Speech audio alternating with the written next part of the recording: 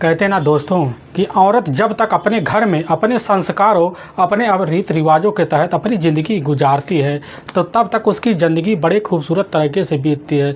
लेकिन जब अपने संस्कारों को भूलती है तो उस भूलने की वजह से उसका हंसता खेलता परिवार तक तबाह हो जाता है। आज की घटना में सेम कुछ ऐसे होता है।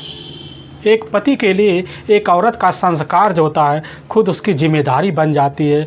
लेकिन आज की घटना में जो औरत है अपने संस्कारों को इस तरह ताक पे रख देती है कि जिसकी वजह से उसका हंसता खेलता परिवार में उसका पति ही इस दुनिया को छोड़ के चला जाता है।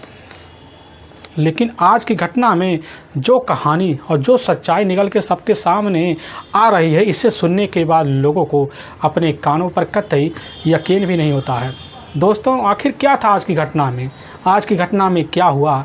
आज की घटना की आप पूरी तह तक सच्चाई जानने के लिए इस वीडियो को आप लास्ट तक ज़रूर देखिएगा। नमस्कार दोस्तों, मैं प्रदीप कुमार आपको इस टेढ़ी बात चैनल पे मैं स्वागत करता हूं। दोस्तों, आज की यह जो सच्ची घटना है, यह घटना सुनाने से पहले मैं आपसे एक छोटा सा रिक्वेस्ट करना चाहता हूं, क्योंकि आप अगर इस चैनल पर नए आए हुए हैं और पहली बार आए हुए हैं तो एक बार जाकर आप अपने इन्हीं प्यारे हाथों से आप इस चैनल को सब्सक्राइब ज़रूर कर लीजिएगा, ताकि आपकी वजह से यह जो वीडियो इम्पोर्टेंट होने के नाते काफ़ी लोगों तक पहुंचाया जा सके।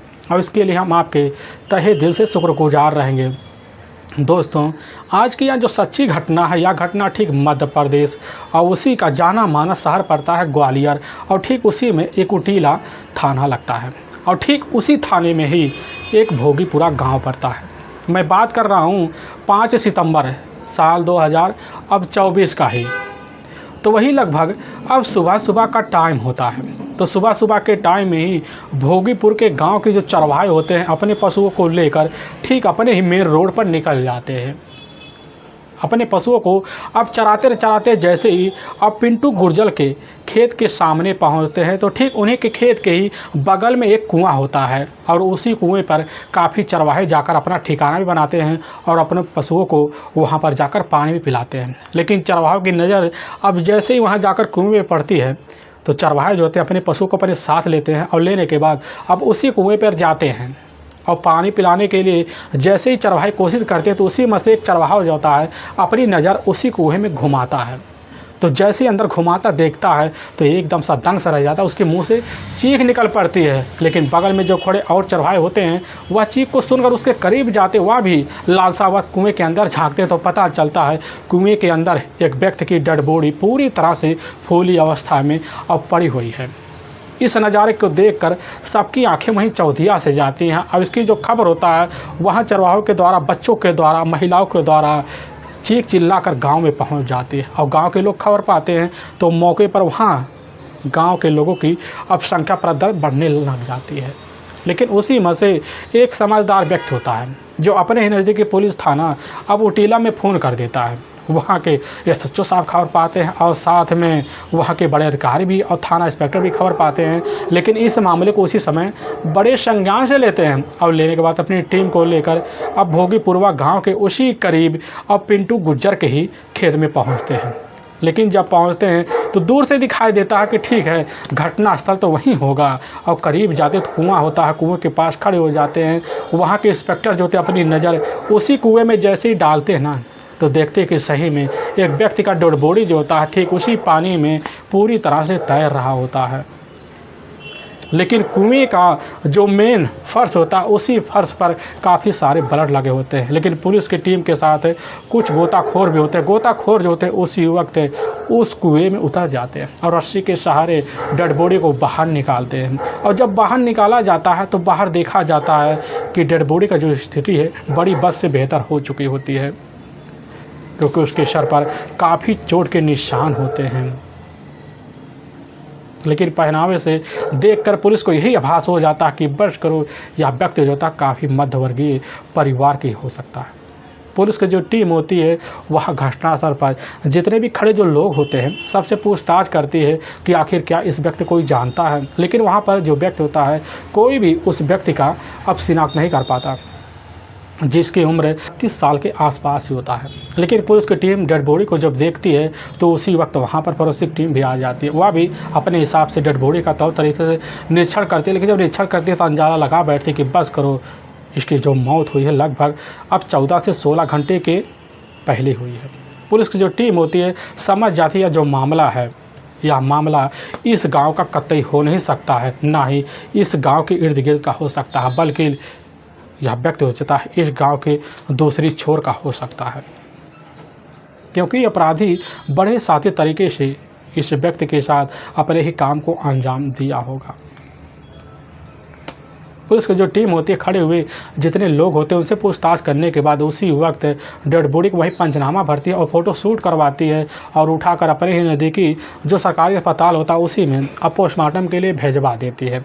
इधर पुलिस की टीम अपने हिसाब से केस की जांच पड़ताल करने के लिए सबसे पहले अज्ञात हत्यारे के विरुद्ध हत्या का मुकदमा भी दर्ज कर लेते हैं और इस केस को सुलझाने के लिए अब उसी वक्त लग जाती है। लेकिन जब वहीं पर निरीक्षण किया जाता घटनास्थल का ना, तो वहीं पर एक ईंट होता जो पूरी तरह से खून से लथपथ था। लेकिन पुलिस की जो टीम होती है उसको साक्ष्य मानकर अपने कब्जे में लेती है। लेकिन इसकी खबर पाकर एचएसओ साहब भी वहीं पहुंचे होते हैं, तो तरीके से वहाँ भी निरीक्षण करते हैं। निरीक्षण करने के बाद अपने दल बल टीम को लेकर थाने पहुंच जाते हैं।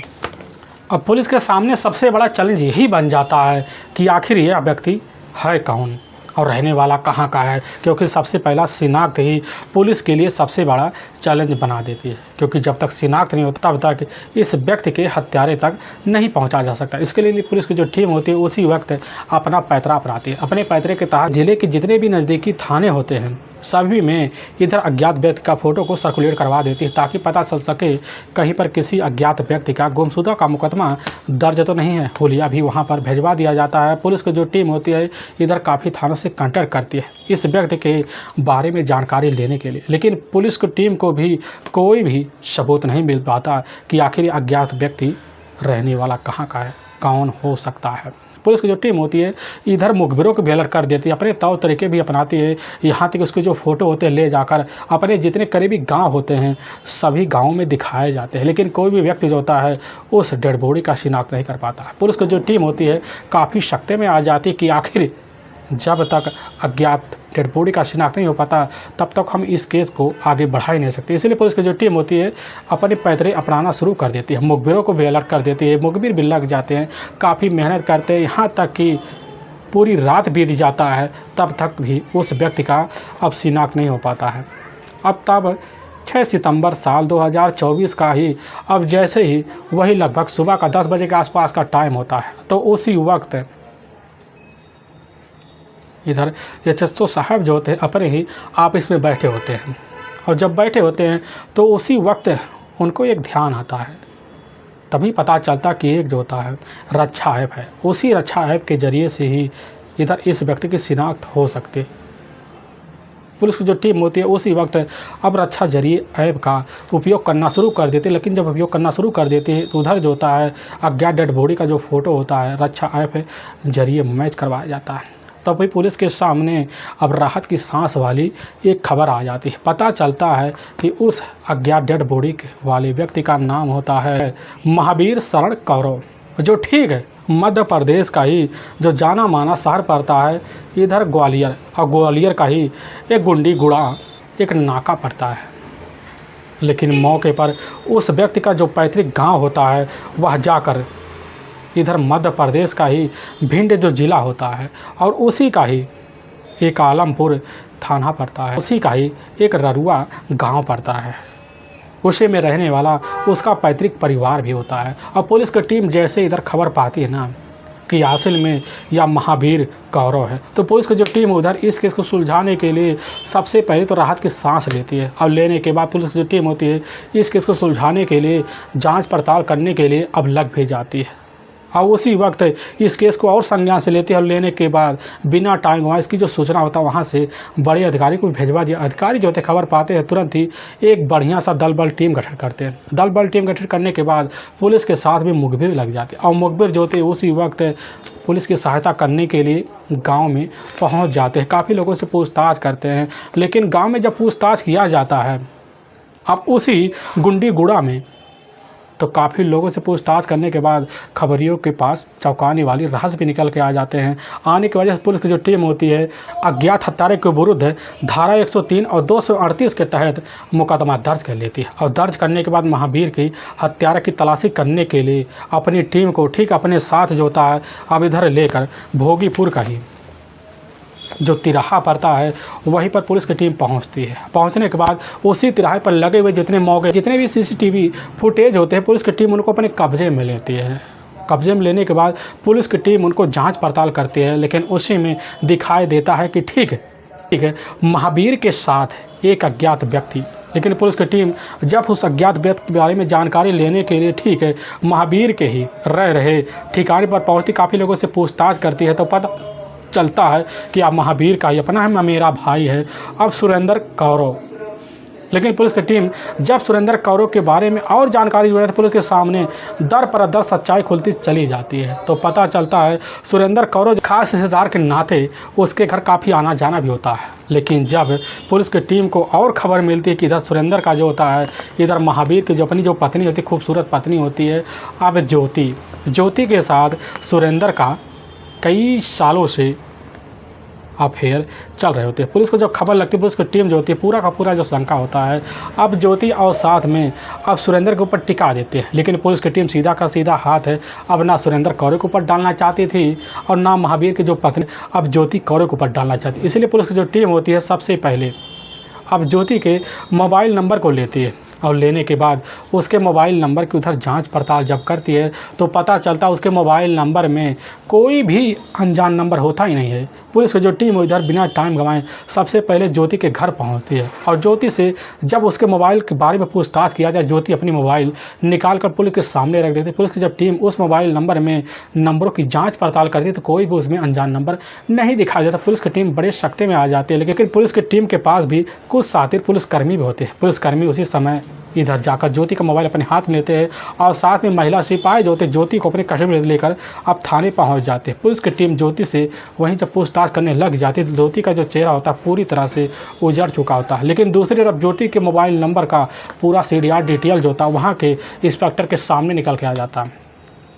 जब निकल के आता है तो उसी में एक अनजान नंबर दिखाई देता है। वो अनजान नंबर किसी और का नहीं होता है बल्कि खुद महावीर का ही अपना ही ममेरा जो भाई होता है अब सुरेंद्र कौरव का होता है। सुरेंद्र कौरव के ही द्वारा इधर ज्योति के मोबाइल नंबर पर लगभग 500 बार बात किए गए होते हैं। लेकिन घटना वाले दिन यानी कि वही 4-5 सितंबर साल 2024 के ही दिन लगभग 8 से 10 बार एक के बाद एक कॉल जो होता है ज्योति के द्वारा सुरेंद्र कौरव के मोबाइल पर अब किया गया होता है। इसीलिए पुलिस को शंका होता है सीधा जाकर सुरेंद्र कौरव को टिक जाता है। इसीलिए पुलिस की टीम जो था वही CDR डिटेल लेकर अब ज्योति के पास पहुंचती है और ज्योति से जब पूछा जाता है तो ज्योति अब इधर उधर नहीं करती बल्कि सीधा का सीधा अपने पति की हत्या का जो जुल्म में कबूल कर लेते हैं।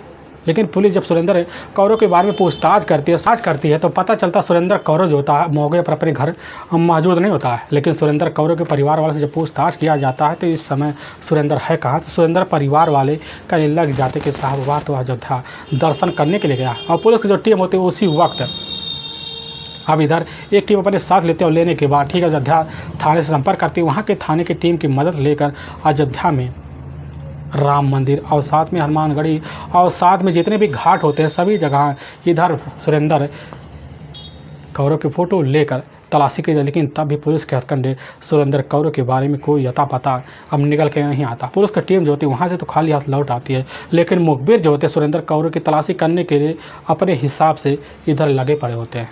तभी ठीक मुखबिरों के द्वारा पता चलता वहाँ के सच्चो साहब को कि ठीक इस समय जो रैनगांवा तिराहा है उसी तिराहे पर अपने हाथ में एक पिट्ठू बैग लेकर इधर सुरेंद्र कौरव खड़ा हुआ। पुलिस की टीम खबर पाती अपनी टीम को लेकर और इसी रैनगांवा तिराहे पर पहुंचती और सही में वहीं पर सुरेंद्र कौरव मिल जाता। पुलिस की टीम धर के वहीं दबोचती है और लेकर थाने पहुंच जाती है और बिना किसी शक्ति दबाव के सुरेंद्र कौरव भी अपना जुर्म कबूल कर लेता है।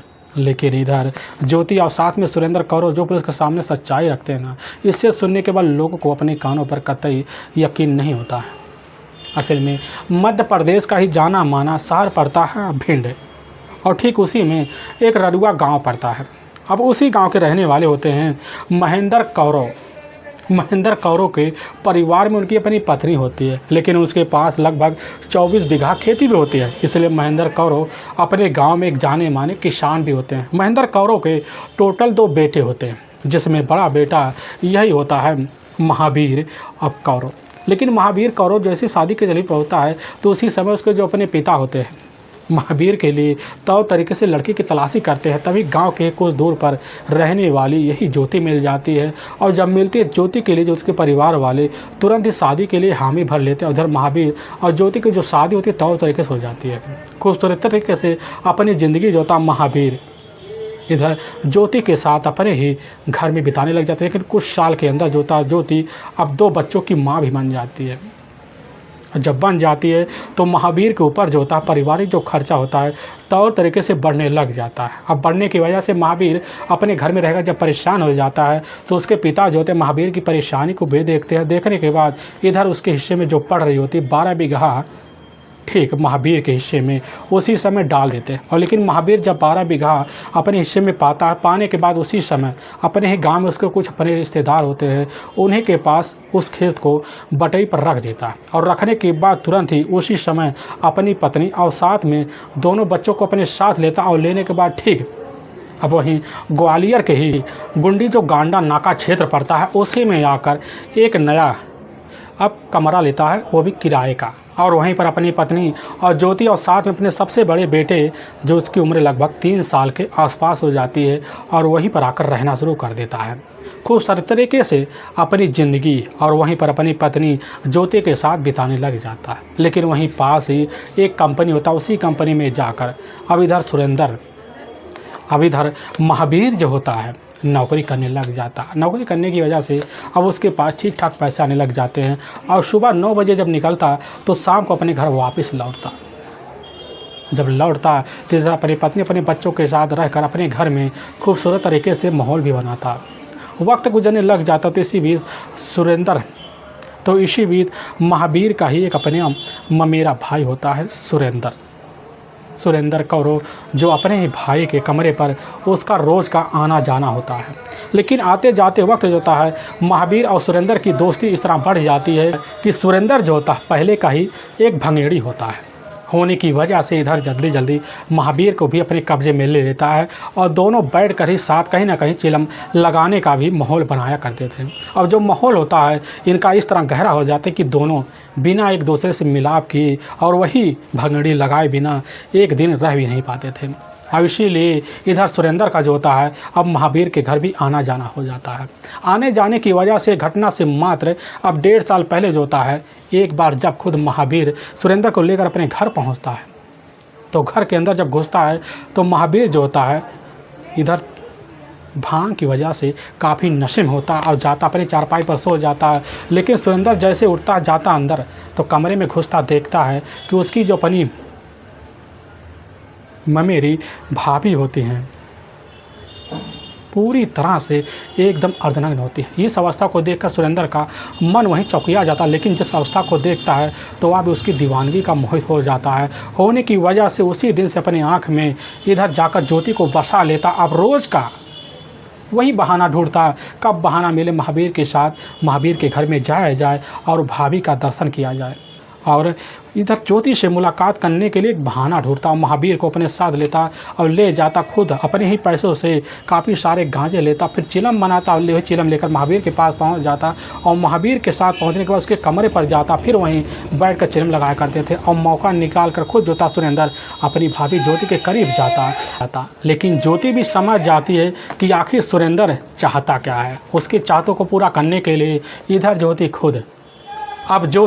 अपने शरीर को उस हिस्सों को अब इधर सुरेंद्र को दिखा जिसकी वजह सुरेंद्र अब दीवाना हो जाता। उसी तरह सुरेंद्र जो था पूरी तरह से उसकी आंखों में इधर ज्योति घूमने लग जाती। हर दिन ज्योति के जो सपने होते देखना शुरू कर देता है। तभी जैसे ही कुछ महीने बीते उसी बीत उसको आभास होता कि हमारा जो अपना भाई है मौके पर अपने ही गाँव अब ररुआ गया हुआ है। और जैसे ही खबर पाता उसी वक्त मौका निकाल कर इधर ज्योति के पास पहुंचता है। लेकिन ज्योति को देखता है चारपाई पर बैठी हुई है। अब वहीं जाकर सुरेंद्र खड़ा हो जाता, कुछ बात करता है, ऐसी बात कह देता है जिसकी वजह से इधर जो होती है उसी वक्त इधर ज्योति अब सुरेंद्र को भाव देती है, खुद उसी चारपाई पर दोनों के बीच संबंध बन जाते हैं और संबंध का जो सिलसिला होता है बेधड़क इन दोनों के बीच अब चलने लग जाता है। लेकिन उसी दिन से महावीर के ऊपर सुरेंद्र जो था एहसानों की पूरी भरमार लगा देता है। इधर पूरी तरह से एहसानों नीचे महावीर सुरेंद्र के तलों दब जाता है। बेधड़क सुरेंद्र का महावीर के घर आना जाना हो जाता है। आने जाने की वजह से नशे में बेसुध कर कर इधर खुद अपनी भाभी के बेडरूम में जाता, फिर रिश्तों को ज्योति के साथ अंजाम देता। अब यह सिलसिला चलते चलते लगभग पूरा का पूरा 1.5 साल का वक्त निकल जाता है। लेकिन धीरे धीरे ज्योति और साथ में सुरेंद्र के बीच के जो प्रेम संबंध होते हैं, इनकी जो रिश्ते की जो अहमियत होती है, जो कड़वाहट होती है, पड़ोसियों के कान में पहुंच जाती है। पहुंचने की वजह से लोग तरह तरह के चर्चे करते हैं। इसी बीच इसकी जो खबर होता है महावीर कौरों के कान पहुंचता पूरी तरह सनस रह जाता है। और लेकिन अपनी पत्नी से पूछताछ करता है तो पहले तो इधर उधर की बात करता है, लेकिन जब उसको यकीन नहीं होता है तो वहीं पर अपनी पत्नी ज्योति का पिटाई कर देता। पिटाई करने के बाद पूरी तरह से वह भी स्वीकार कर लेती है। और इधर रोज़ का जो होता है अब सुरेंद्र रोज़ का जो होता महावीर का घर नशे में आना हो जाता। आने के बाद इधर अपनी पत्नी को पाता, सुरेंद्र का नाम लेकर और पिटाई कर देता। लेकिन जब कुछ महीने बीतते हैं, कुछ महीने के बीतने के बाद सुरेंद्र महावीर से जाकर माफ़ी मांग लेता और मांगने के बाद दोबारा जो होता है सुरेंद्र अब महावीर के घर आ जाता, फिर रिश्ते को कायम करना अब शुरू कर देता। लेकिन इधर भी महावीर वह मौका नहीं गंवाना चाहता था कि अपनी पत्नी का पिटाई ना करे। पिटाई का सिलसिला जब चलने लग जाते, इधर ज्योति परेशान हो जाए। तभी एक दिन जब पता चलता है कि महावीर एक रिश्तेदार के यहाँ गया हुआ है तो ज्योति फ़ोन करके खुद सुरेंद्र को अपने पास बुलाती है और जब रिश्ते को अंजाम देती है उठ खड़ी हो जाती है। कहने लग जाते हैं कि आखिर हमारे पति से हमारी पिटाई होते हुए तुम कब तक देख सकते हो। हम चाहते हैं अपने पति से छुटकारा लेकर तुम्हारे साथ ज़िंदगी बिताएं। यह बात है जब सुरेंद्र सुनता है कहने लग जाता कि हम भी सोच रहे हैं कि तुम्हारे साथ अपनी ज़िंदगी आगे की जो बची हुई है कैसे न तैसे कर शादी के तहत बिताया जाए। क्योंकि हमारी जो पत्नी होती है कैंसर की वजह से इस दुनिया को छोड़ कर जा चुकी होती है। लेकिन जब से कैंसर की वजह से जा चुकी है तब से तुम्हारे खूबसूरती को देखकर हम भी दीवाना हुए पड़े होते हैं। लेकिन अपनी ज़िंदगी में अपनी पत्नी का दर्जा दिलाने के लिए हर कोशिश भी कर चुके होते हैं। लेकिन जब इधर ज्योति सुनते करने लग जाती कि हम भी यही चाहते हैं तुम हमारे साथ रहकर ज़िंदगी बिताओ। सुरेंद्र कह देता है कि सबसे पहले तुम्हें यही रास्ता अपनाना होगा, महावीर से कैसे न तैसे कर तलाक ले लो। लेकिन जैसे आप बात सुनती है तो उसी समय कहने लग जाती है, याद होता है हमारा अपना पति महावीर हमें कतई तलाक देगा नहीं और इसीलिए हम चाहते हैं कि हमेशा हमेशा के लिए उसको बिना किसी आगे सोच विचार के रास्ते से टिकाने लगा दो। अब जब यह बात सुरेंद्र सुनता है काफ़ी खुश हो जाता है। उसके जो चेहरे की जो मुस्कान होती बढ़ सी जाती है। इधर ज्योति कह देती है हम तुम्हें एक अच्छा सा खतरनाक तरीके से प्लान बताए, उसी प्लान के तहत और तुम काम करो। अब जैसे यह बात सुरेंद्र सुनता है तो ज्योति उसके सामने अपनी प्लान वाली पूरी बात बता देती है। यह बात सुनकर पूरी तरह से अब चौंक से जाता है, क्योंकि उसको पूरा यकीन होता है कि हमारे पति का जो 15 बीघा जो ज़मीन होती है गांव में बटाई पर पड़ा होता है, वह खेत पूरी तरह से हमारे पति के मौत के बाद हमारी हो जाएगी और खेत को अपने नाम करवाने के बाद इधर सुरेंद्र के साथ अपनी ज़िंदगी अब जाकर शहर बिताएंगे।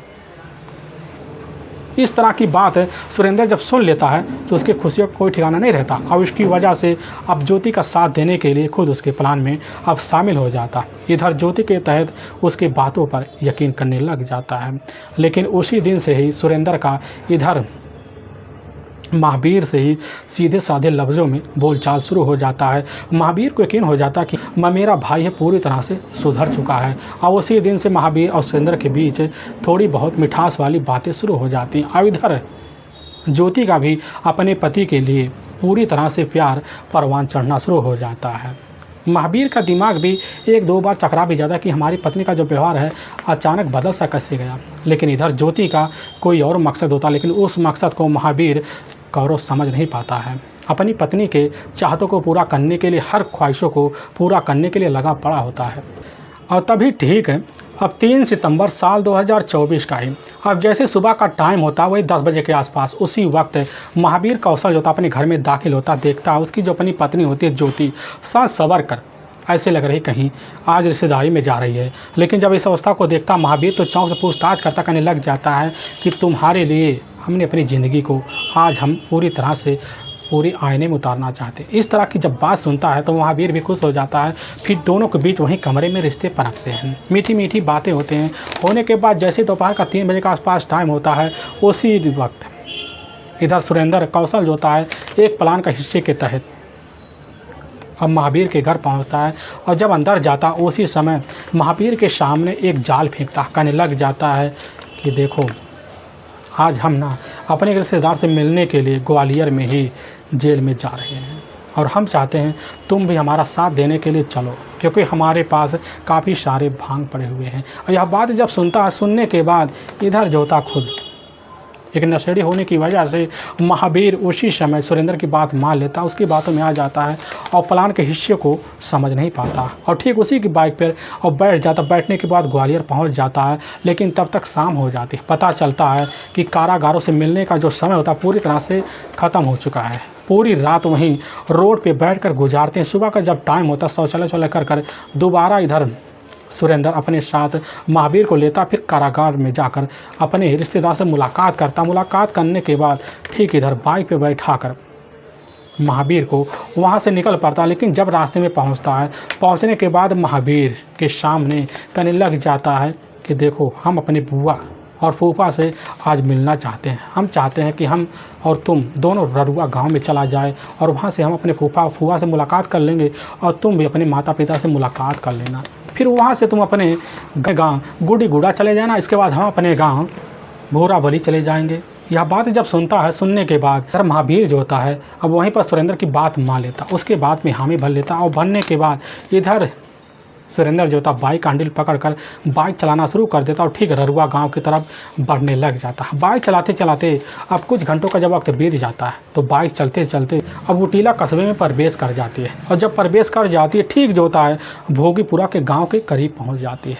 तो वहीं पेड़ देखते हैं और उसी पेड़ के नीचे इधर जो होता है सुरेंद्र बाइक रोक देता। बाइक रोकने के बाद इधर खुद महावीर को अपने साथ लेता और ले जाकर वहीं एक कुआं होता है चबूतरा होता है उसी पर बैठ जाता। फिर वहीं भांग का चिलम लगाता है। लगाने के बाद दोनों चिलम को एक के बाद एक वहीं लेना शुरू कर देते हैं। लेकिन थोड़ी देर बाद सुरेंद्र देखता महावीर जो होता है नशे में पूरी तरह से बेहोश हो चुका है। लेकिन उसी वक्त सुरेंद्र के मोबाइल पर ज्योति का फ़ोन आता, कहने लग जाती है कि तुम्हारे पास अब टाइम नहीं बचा है, मौका अच्छा है।